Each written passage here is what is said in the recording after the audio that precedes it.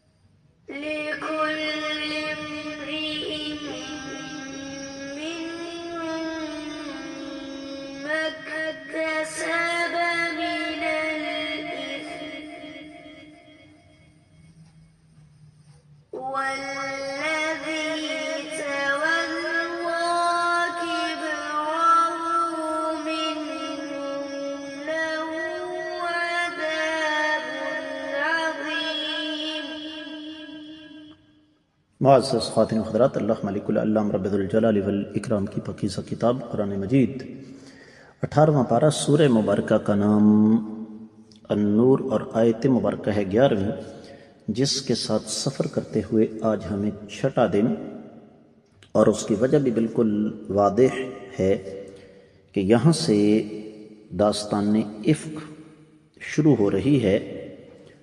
اور آج جیسے میں نے آپ کو بتایا کہ میں آپ کو کوشش کروں گا کہ کتب تفاسیر سے نکال کر غزوہ بنی المصطلق کا پس منظر بتاؤں، لیکن معمول کے مطابق سب سے پہلے آیت مبارکہ کا بامحاورہ ترجمہ۔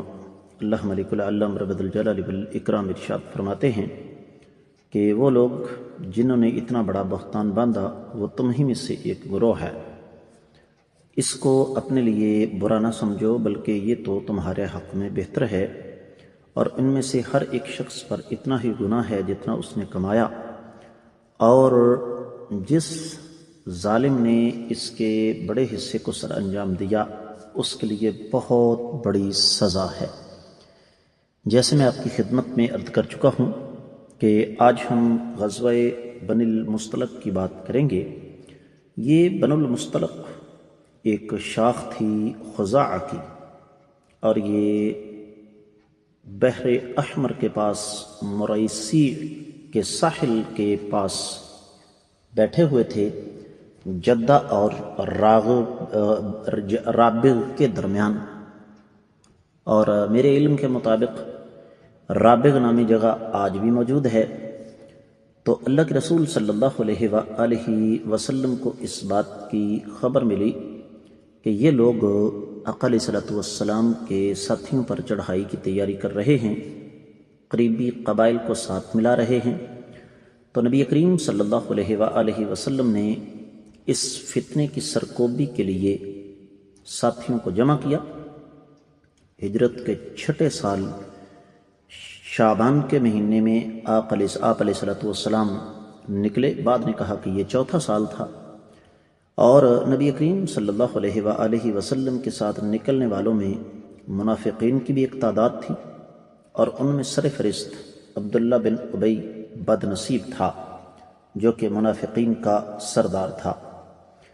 اور یہ ظالم، آپ کے علم میں بات ہونی چاہیے کہ حالت نفاق میں ہی مرا تھا۔ تو یہ باتیں گزر چکی ہیں کہ آقا علیہ الصلوۃ والسلام دوران سفر اپنی بیویوں کے درمیان قرآن اندازی کیا کرتے تھے، تو سیدہ عائشہ رضی اللہ تعالیٰ عنہ کے نام قرآن نکلا۔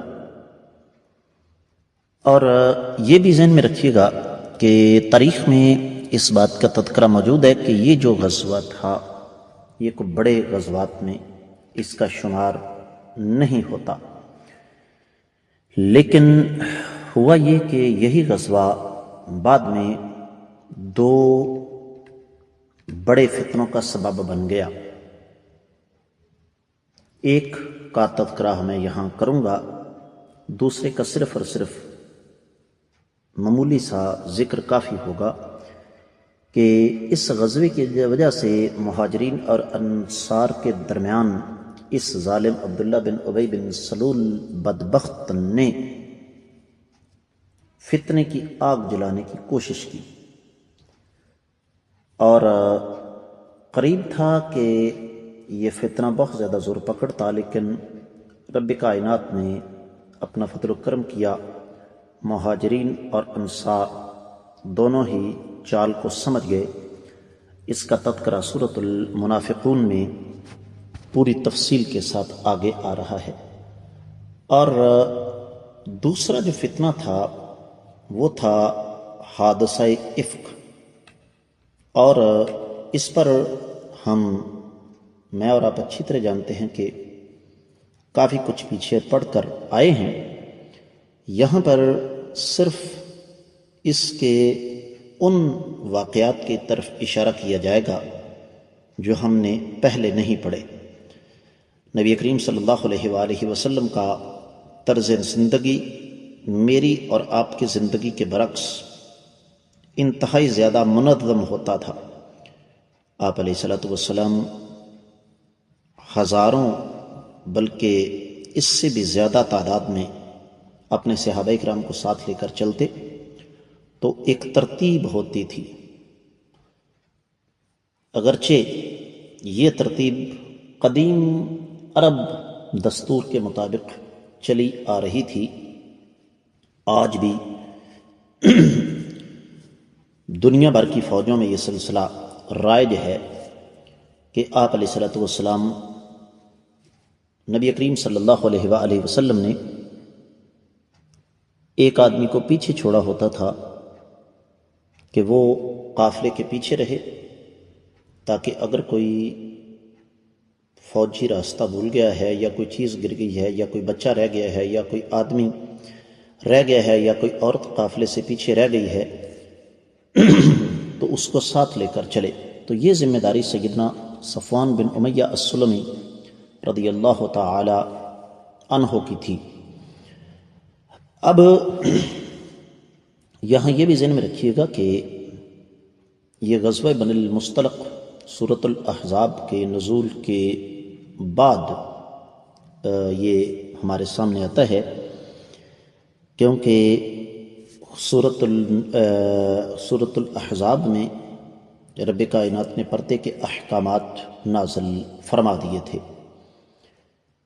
اب باقی واقعات ہم تفسیر ابن کثیر میں پڑھ کر آ گئے ہیں۔ تو یہ جو فتنہ تھا افک کا، اس کی قیادت اور سیادت اور اس کے سرخیل کا کردار عبداللہ بن ابی نے ادا کیا۔ کیونکہ یہ بدبخت ہمیشہ اس تلاش میں رہتا تھا کہ موقع ملے تو آقا علیہ الصلوۃ والسلام پر تان توڑا جائے، آپ علیہ الصلوۃ والسلام پر اعتراضات اٹھائے جائیں۔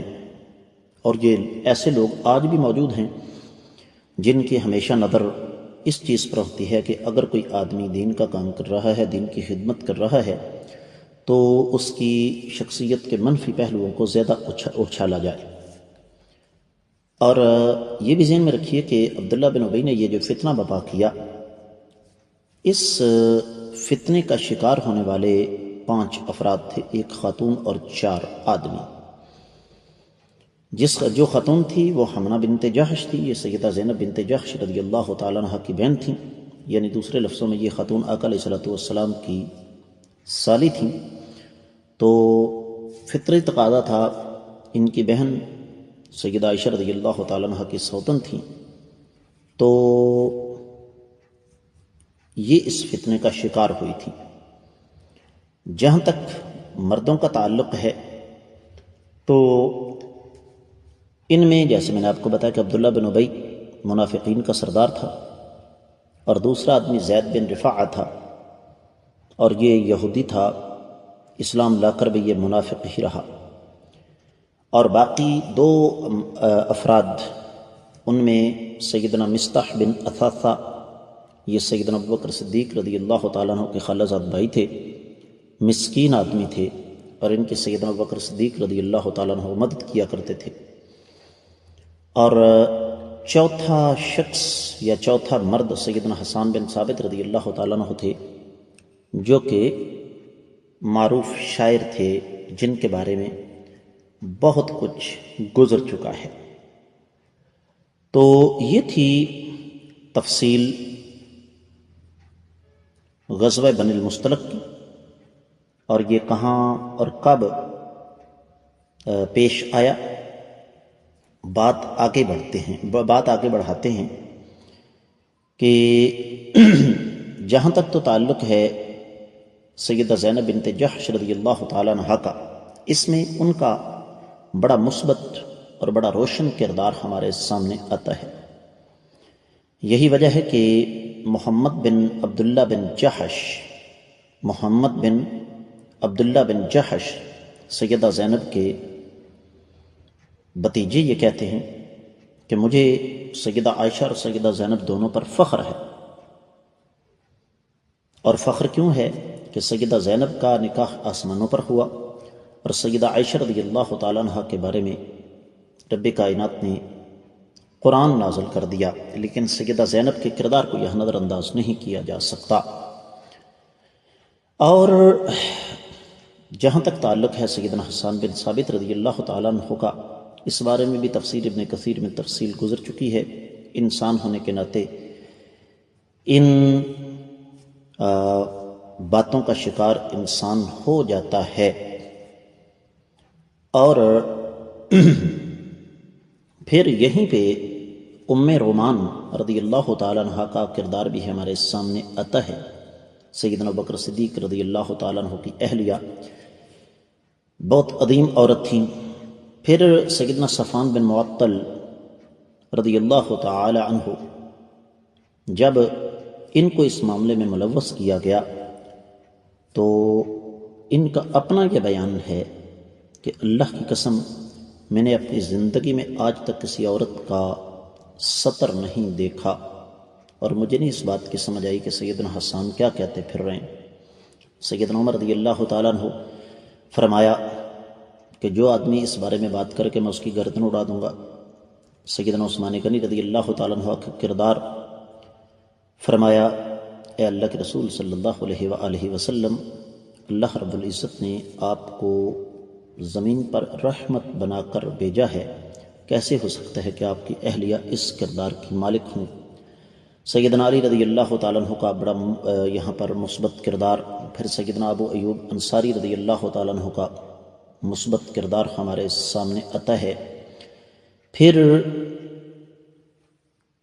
سیدنا ابو ایوب انصاری رضی اللہ تعالی عنہ نے تو اس بارے میں بہت ہی مثبت کردار ادا کیا۔ سیدنا عبداللہ بن عباس رضی اللہ تعالیٰ عنہ کے بارے میں آپ کی خدمت میں عرض کر چکا ہوں، اور پھر اسی موقع پر سیدہ عائشہ رضی اللہ تعالیٰ عنہ کی خادمہ سیدہ بریرہ رضی اللہ تعالیٰ عنہ کیسے کیسے عظیم لوگ تھے۔ میں یہ سمجھتا ہوں کہ رب کائنات نے لوگوں کا انتخاب فرمایا تھا آقا علیہ الصلوۃ والسلام کی اہلیہ کے دفاع کے لیے۔